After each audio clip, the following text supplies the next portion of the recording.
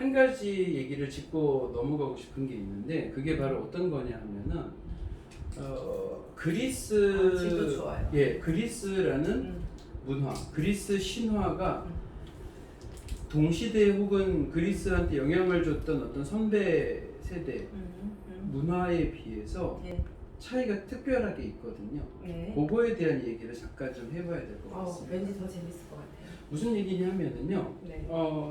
아시다시피 그리스는 지중해에 있잖아요. 그쵸? 그러면서 네. 그리스의 자연 환경은 농사를 짓는데 되게 불리하도록 되어 있습니다. 네. 여기는 다른 지역에 해당하는 일단 물이 관계가 안 좋죠. 그쵸. 물이 안 좋고. 그러니까 수리 산업이 그러니까 수리 사업을 통해서 관계를 한 다음에 여기에다가 곡식을 키워가지고 하는 그런 식으로 넘어가지 않는 거예요. 막스가 물론 한 얘기긴 하지만요. 그리고 저기도 모자라지 않아요? 농사를 지을 인구도 모자라지 않아요? 그렇죠. 네.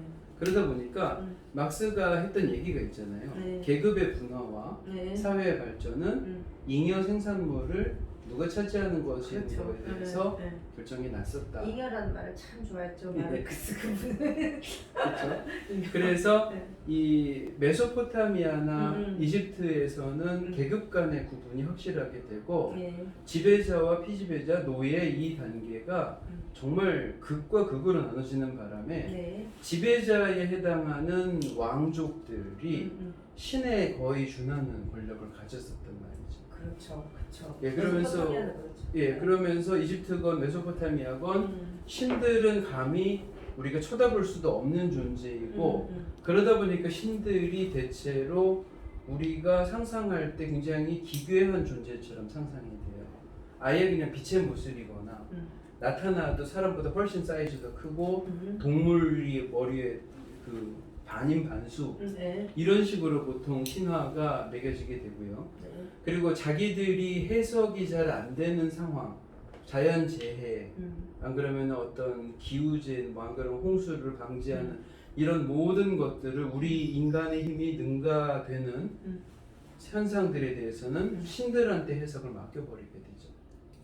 이거는 어느 문화권들이나 마찬가지였었어요. 그런데 그리스는 근데 그리스는 이렇게 계급 간의 분화가 일어날 만큼 잉여가 남지 않는 곳이었었고 농사를 짓거나 하는 것보다는 장사를 해야 됐었고 근근히 저희들이 먹고 있는 것은 가축을 길러서 나는 어떤 부산물이나 안 그러면은 낚시 뭐 이제 어업을 해서 받는 거나 안 그러면 올리브 같은 거를 만들어서 그거를 이집트나 메소포타미아에다 수출을 해서 겨우 받는 거예요. 속에 있었죠. 그러니까 식민지가 없으면 안 되는 구조이지 않았어요? 그래서 여기의 식민지는 저희들이 생각하는 무슨 그 이제 제국주의 식민지가 아니라 무역을 하는데 무역을 할 수 있는 네네. 그리고 자기들이 장사할 때 여기가 너무 경쟁이 치열하니까는 다른 곳을 개척을 할게 해서 해안선마다 조그마한 마을들 하나씩 다 만들게 되는데 그 바람에 이 식민지가 점점 퍼져나가서 그거를 가리켜서 저희들이 폴리스라고 부르게 되죠. 그 폴리스들이 각 지역에 흩어져 있고 그리스 사람이다 우리는 하는 공통적인 공감대는 신화나 아니면 올림픽 시합이나 그쵸. 이런 걸로 유지는 하되 전체적으로 다른 문화권에 비해서 권력이 강하지가 않고 그리고 장사를 하고 직접 나섰던 사람들도 권력에 그다지 이 간섭을 받지 않고 한 가지 더 있는 것 같아요. 네? 신화하고 올림픽도 있는데 전쟁이 났을 때 전쟁이 났을 때 동맹을 동맹되는 거. 네, 그렇죠. 그래서 네, 그래서 이 지역들은 마치 뭐 합중국 같은 그런 느낌으로 공통의 문화와 언어들은 비슷하게 가지고 있는데 독립적인 자기 자율성이 있고 그리고 누구 하나한테 권력이 딱 모아지지 않는 특징을 가지고 있고 그러다 보니까 신들의 세계도 다 쪼개져서 제우스가 물론 왕의 자리에 있긴 하지만 제우스도 어쩌지 못하는 운명이 존재를 한다거나 안 그러면은 제우스가 인간을 탐해서 가지는 어떤 많은 에피소드들이 생기거나 하는 거라고 할 수 있을 것 같습니다. 그리스 신화에서 대체로 이제 저희들이 봤던 것은요. 그래서 다른 문화권에 비해서 그리스가 조금 차이가 났었다는 이 얘기였었고요. 두 번째로 그렇기 때문에 문화를 받아들이는 순서가 있었어요. 순서가 있을 때. 선생님 신화 공부는 예. 그리스 신화를 그리스 국가랑 연결을 해주는 게 예. 달라요. 다른 그렇죠. 분들은 그렇게 또 그냥 그리스 신화는 그리스 신화지. 네. 네. 그런데 네. 나라. 네. 네. 그래서 저희들이 여기서 짚고 넘어갈 수 있을 만한 애는 이런 게 있죠. 그 제우스가 바람 피는 거에 관한 얘기는 굉장히 많이 제우스 나와요. 바람은 재밌죠. 많이 나왔어요. 근데 제우스가 이제 했던 것 중에서 네. 제우스가 했던 일 중에서 뭔가 그 자기들이 신화를 만들어내는 얘기들은요.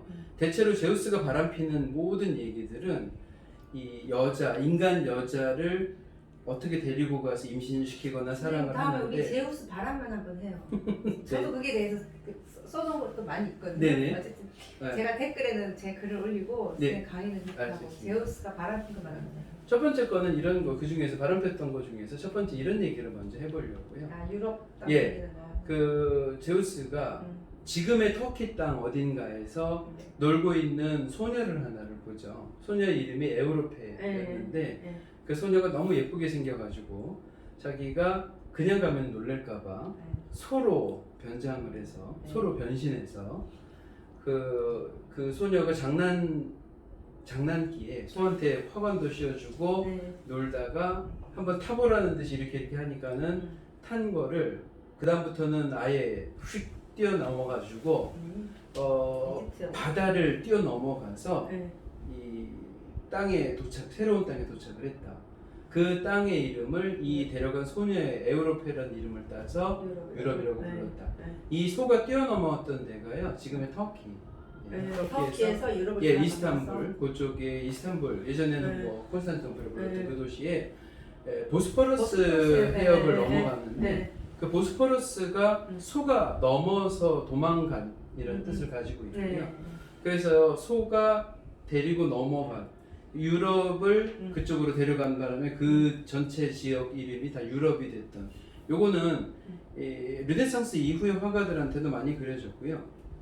이미 예전에 그리스 시대 도자기 아니면 벽화 이런 데서도 많이 나타납니다. 이런 벽화를 보고 그 화가들이 그림 많이 그렸겠다. 신화로 그냥 막연한 네. 그 글을 읽고 그리는 것도 있겠지. 예. 그런데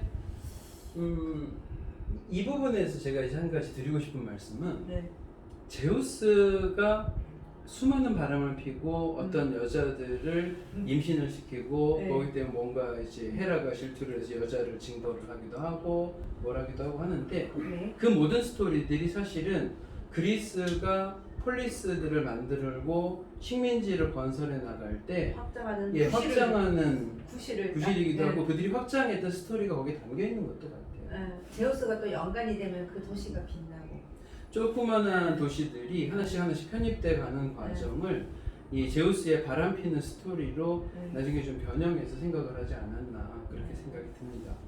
자, 어쨌든 이렇게 그리스 신화가 한 가지 꼴을 가지고 만들어내는 동안에요. 역사적으로도 그리스가 아무것도 없던 시절에 장사를 하고 문화를 접하면서 이집트나 메소포타미아 지역에서 문물을 받아들이면서 변화를 해가는 과정이 있는데 그 변화를 해가는 과정에서 중요한 게 미노아, 그 다음에 미케네 이런 식의 문명들의 순서입니다.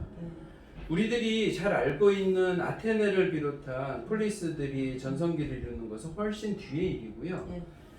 초반에는 미노아 문명이라는 게 크레타 섬에 있었고 완전히 사라졌죠, 미노아는. 거의 사라졌죠. 그리고 이제 거기에 뭐 예전에 왕국 크로노스 왕궁이 좀 남아 있다거나 그런 식으로 있고요. 그리고 나서 이 미노아가 그 다음에 미케네 문명을 잠깐 넘어가게 되는데 이 미케네 문명 시대에 가장 컸었던 사건이 트로이하고 그리스 연합군 간의 전쟁이었었습니다. 그래서 그걸 저희들이 일리아드라는 서사시에서 알 수가 있고. 그러면 미케네 문명까지가 그리스 신화 끝이네요. 그리스 그렇죠. 신화의 시대가 거의 정리가 되는 거나 마찬가지. 예, 그 다음에 이제 역사. 기감인가 한 사람 역사인 것 같기도 하고 네. 신의 역사인 것도 같기도 네. 하는 이유가 그런 그렇죠. 신하고 연관돼 예. 있고 해서 미케네까지로. 네, 그렇죠. 네. 미케네에 대한 일리아드에 대한 거는 이제 조금 이따가 하기로 하고요. 그러면 역사적으로 네. 미케네 그 서술한 거는 그 신화를 쓴 그 일리아드 오디세이하고 네. 그 신화도 두 가지가 있잖아요. 네, 그렇죠? 네, 네. 그 사람 한 세 사람 말고는 그 쓴 사람이 없어요? 없죠. 네. 그 네. 제가 알기로는 세 사람. 예, 그렇죠. 네, 그 세 사람. 그러니까 그리스 신화 쓴 사람 항상 무슨 파라고 두 사람 나오잖아요. 네. 그다음에 일리아드. 네. 어. 오비디우스의 변신 네, 이야기하고 네. 일리아드 오디세이. 예. 그 저기 그러면 그게 끝이고 그 다음부터 네. 저기는 그리스 문화를 보고. 그렇죠. 대신에 이제 그리스 사람들의 이 역사를 나중에 로마 사람들이 받아서 몇 가지 몇 가지 이제 신화와 어떤 인류의 역사가 혼선 그러니까 약간 이렇게 섞여 있는 그런 스토리들을 그런 식으로 많이 써서 짐작을 하는 걸로 많이 보고는 되는데 정확하게 이때 시대가 역사 시대가 아니기 때문에 저희들이 알 수 있는 거는 조금 정보가 제한이 되어 있습니다. 그쵸, 그게 미케네 미케네. 역사 시대가 아님에도 불구하고 그게 그 저자까지 있고 저기가 있으니까. 근데 이게 미케네 시대를 역사 시대라고 구분을 할 수는 있는 게 네. 왜냐면은 그 기록 있잖아요. 예, 슐리만이 그쪽 트로이를 발굴을 했고 미케네에서 있었던 문명 간 충돌이나 그 스토리 일리아드가 어떤 역사적인 실제 사실을 다루고 있는 거다는 것까지는 이제 알았으니까 미케네가 박사님 말씀대로 딱 정확하게 역사와 신화가 뒤엉켜 있긴 한데 역사적으로 넘어오고 있는 시대라고 할 수가 있겠죠. 저희들은 민노아는 아예 역사라고 할 수 없고. 있기는 있었는데 고고학의 시대. 역사는 고고학의 시대. 역사는 기록화되어 있는 것들을 알 수 있으니까. 그런데 이제 저희들이 민노아에 대해서 한 가지 타겟을 해놓고 설명을 할 수 있는 게 되게 재밌는 스토리가 민노아가 몇 가지가 있어요. 특히 저 크레타 섬에서 있어요. 민노아는 반인 반수가 많지 않아요? 거의 그렇죠. 네. 그래서 벽화에도 그런 게 많이 나타나고요. 미노아 그러니까 크레타 문명에 있는 크레타 섬에 가서 보게 되면은 예전에 미노아 문명 시대 때 있었던 벽화, 프레스코 벽화들 그게 이집트에서 아니면은 뭐 메소포타미아 지역에서 왔던 것들을 그러니까 자기들이 전부 다 받아들이고 그거를 응용해서 만들어냈던 새로운 이미지들인 건데 거기에 번영을 했던 문화가 있었던 거는 맞고요. 네. 그래서 신화 속에서는 다이달로스라는 사람의 이야기가 나옵니다. 네. 뭐 약간 이제 뭐 재밌다고 할 수 있다면 재밌다고 할 수 있는데 맞습니다. 네. 이카로스의 아버지이기도 했었죠.